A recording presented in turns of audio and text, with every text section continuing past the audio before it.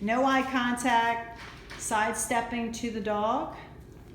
That orange tape right there is the point where she can't get past. She can go a little bit past that. That's why we have the food bowl further back.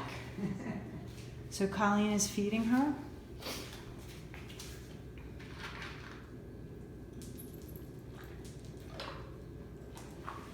And we're trying not to get the food too close to Shelby. We want Shelby to be like at the end of that back tie. Meaning she's more eager to get the food than she is fearful of Colleen.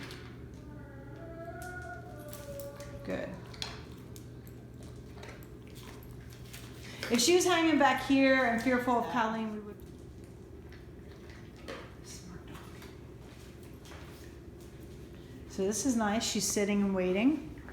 All right. She is waiting. Now the next one, when you come in, squat down and face her and toss her the kibble. Oh, okay. Shelby's sitting all on her own now.